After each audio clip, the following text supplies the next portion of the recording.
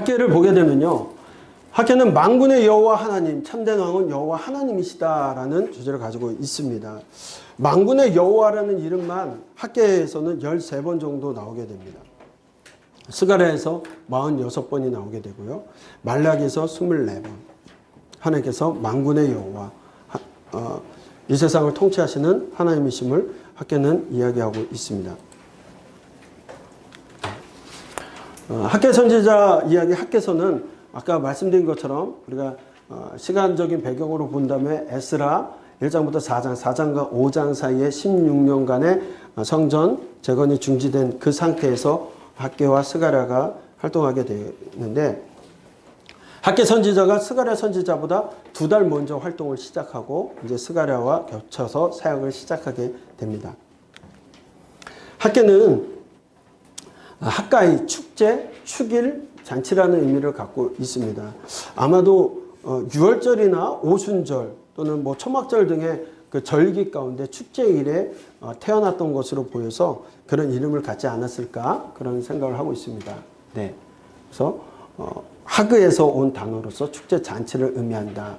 어떤 축제일에 태어났던 것으로 보이고요. 바벨론 포로로 잡혀갔다가 1차 기한 때 예루살렘에 귀환한 나이가 많은 선지자입니다. 그러니까 학계 선지자는 솔로몬의 성전을 보셨던 분이세요.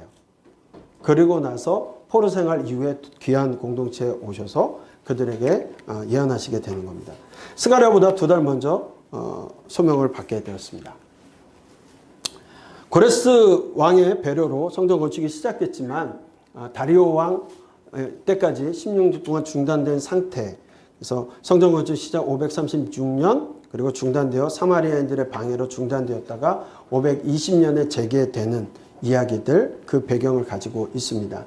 하나님께서 학계 스가랴 선지자로 하여금 백성들을 분발케 하여 성전을 재건하도록 촉구하신 내용이 배경을 가지고 있습니다.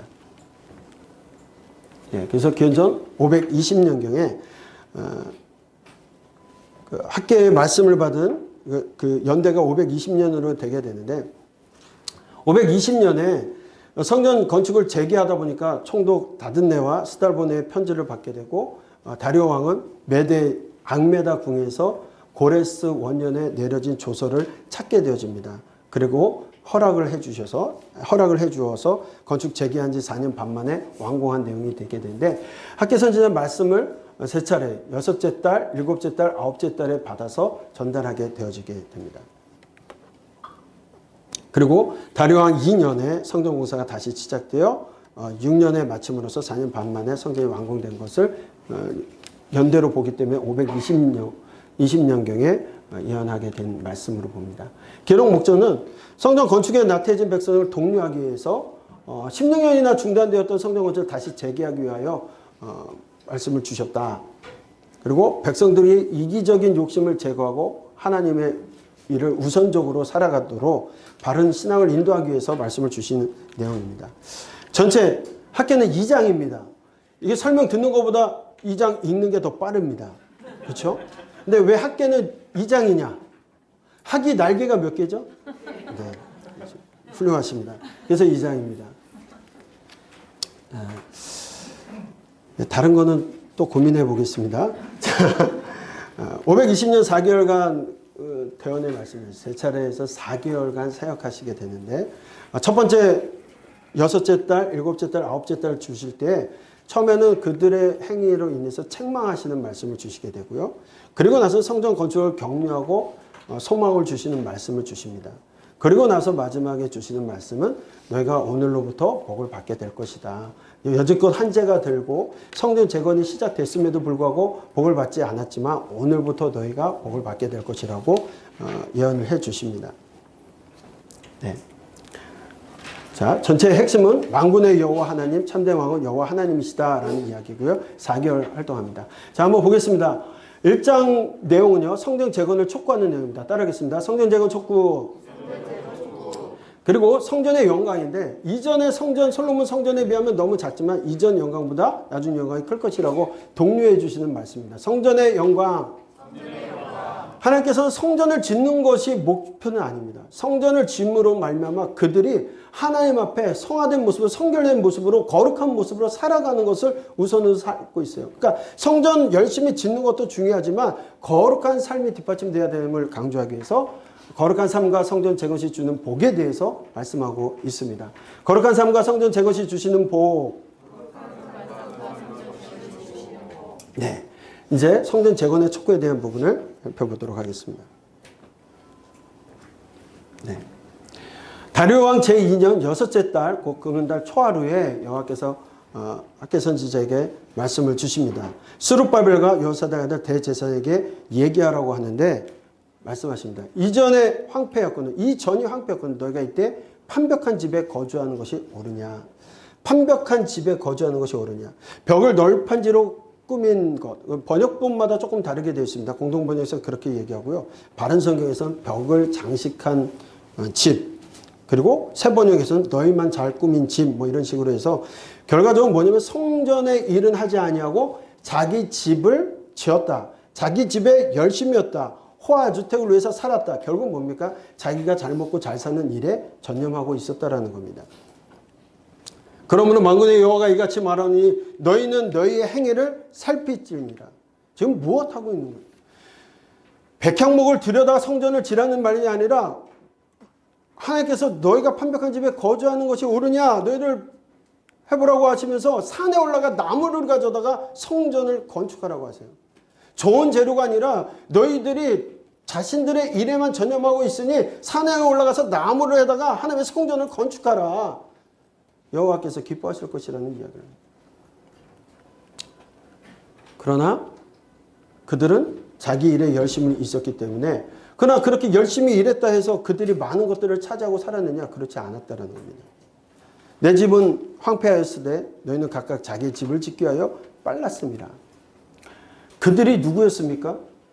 불과 10여 년 전에 20년 전에 온 그들은 모든 기득권을 포기하고 하나님의 전을 짓기 위해서 달려왔던 사람들이에요. 1200, 1300km를 하나님의 전을 지을 목적을 가지고 온 사람들입니다. 그랬던 그들이 무언가 방해하는 세력들이 나타나고 어려워지니까 그것을 이겨내려고 하는 것보다는 시기상조인가 봐. 아직 아닌가 봐 하고서는 자기 일들에 빠르게 전념해 갔다라는 겁니다. 너희로 말미암아 하늘에 이슬을 그쳤고 그 땅은요 이른 비와 늦은 비만 제때 주시면 풍작을 짓는 하나님께서 땅을 기업으로 주셨던 이유는 하나님께서 이른 비와 늦은 비만 주시면 때이른 비와 늦은 비를 주시면 곡물이 생성되고 풍작을 이루는 땅인데 아무리 열심을 했어도 이슬마저 그쳤다는 거예요. 그러니 나오는 산물이 적을 수밖에. 수고하고 모든 일에 한재를 들게 하셨고 하나님께서 불어버리셨다는 거예요. 열심으로 일을 하지만 남겨지는 게 없습니다. 16년간 열심으로 자기 삶을 위해서 바쁘게 살았지만 얻어진 게 없다는 거예요. 그 이야기를 듣고 그들이 하나님의 선지자인가 보다 하고서는 520년에 성전을 재건하는 일을 하게 되어집니다. 스룹바벨의 마음과 여호사닥의 아들 대제사장 여호수아의 마음과 남은 모든 백성들의 마음을 감동시켰고 그들이 하나님의 전 공사를 시작하였다. 이때가 어느 때라고 했습니까? 아직은 왕의 조서로서 성전 중기명령. 왕의 조서가 내려졌는데 그걸 거역한다? 죽을 수 있는 일입니다. 그럼에도 불구하고 그들은 하나님께서 보내신 선지자 하나님 말씀을 듣자 하여 성전을 재건했다는 겁니다. 그리고 그 과정 속에 얘기 드린 것처럼 메대에서 그 두루마리 원년의 고레스 원년의 조서를 발견하게 되고 오히려 그것으로 인해서 짓게끔 도움을 주게 되는 이야기를 하게 됩니다. 자, 성전 영광이 두 번째 나중 영광이 이전 영광보다 크리라라고 말씀하시는데 그들 가운데 남아있던 자들 중에는 솔로몬의 성전의 영광을 받던 사람들이 있는데 너무나도 지어지고는 있지만 작은 거예요. 이것이 너의 눈에 보잘것없어 보일지 모르지만 이전 영광보다 낮은 영광이 클 것이라고 하나님께서 기회를 주십니다. 스룹바벨과 여호수아에게 스스로 굳세게 하라는 거예요. 그 실망하지 말고 낙심하지 말고 하나님께서 기뻐 받으실 일이니까 열심으로 너희가 해라. 내가 너희와 함께하노라 만군의 여호와의 말씀입니다. 크기가 중요한 것이 아니라 하나님께서 허락하신 일을 그들이 최선을 다해서 할 때 하나님께서 기뻐하실 것이고 내가 너희와 함께 하겠다라고 말씀하시면서 이 성전의 나중 영광이 이전 영광보다 크것이다. 이곳에 평강을 줄 것이다. 만군의 여호와의 말씀입니다. 이것을 통해서 하나님께서 다시금 하나님 주인 되시고 왕이 되시고 이스라엘 백성들이 거룩한 제사장 나라 되는 나라 이루어 가시겠다라는 약속이십니다. 그리고 2장에 가서는 회개를 촉구하고 복의 약속을 하게 되는데 너희 제사장에게 율법에 대하여 물어 이르기를 그들이 성전을 짓기 시작하니까 뭔가 빠르게 회복이 되어지고 자기들이 하는 일들에도 복이 올 걸로 생각을 하는데 그렇지 않은 거예요. 4년 6개월간 성전을 짓는 동안에도 한재가 들고 했던 일들이 있는 거죠. 그러니까 왜 그랬을까? 그때 얘기를 합니다. 사람이 옷자락에 거룩한 고기를 쌌는데 그 옷자락이 만일 떡이나 국에나 포도주에 기름이나 다른 음식물에 닿았다면 이게 거룩할까요? 더러워질까요? 더러워지죠.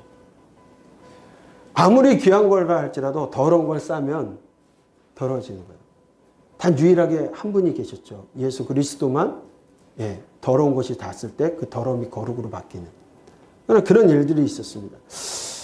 학개가 물으면 제사장들이 다 아니다 라고 얘기합니다.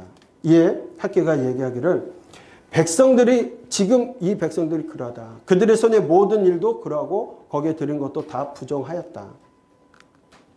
너희가 내게 돌이키지 아니하였기 때문에 그런 모든 재앙들이 있었다.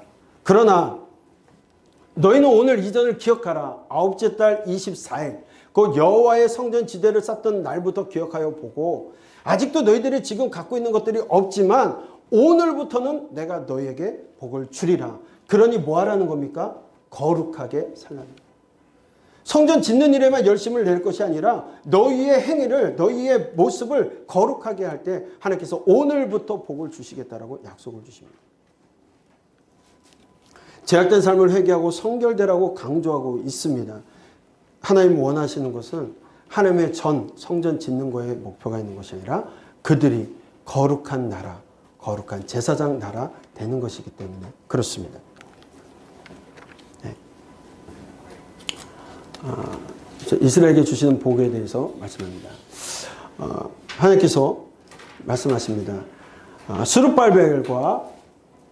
스룹바벨에게 말씀하시기를 내 종 스룹바벨아 여호와가 말하노라. 그날에 내가 너를 세우고 너를 인장으로 삼으리니 이는 내가 너를 택하였습니다. 만군의 여호와의 말씀이라. 스룹바벨을 통하여서 성전이 재건되어졌을 때 열심으로 최선을 다해서 굳건하게 할 때 하나님께서 인장 반지를 주시겠다. 인정하시고 그를 세우시겠다라는 약속을 주십니다. 네. 학계 전체를 보게 된다면 2장으로 간단하게 되어져 있습니다. 학계는 만군의 여호와 하나님, 참된 왕은 여호와 하나님이시라는 이야기를 하고 있습니다. 학계 정리하겠습니다. 성전 건축을 손놓고 있는 백성들의 악행에 대한 책망과 성전에 임할 영광의 소망과 성전 건축을 시작한 이후로 복을 주실 것이며 택한 백성 이스라엘을 다시 회복시키셔서 세계 민족 중에 뛰어난 민족, 제사장, 나라 삼으시겠다라는 소망의 메시지를 그들에게 줌으로 성전을 재건하고 또한 하나님의 거룩한 백성들로 살아가라고 독려하시는 학계 선지자의 말씀이었습니다.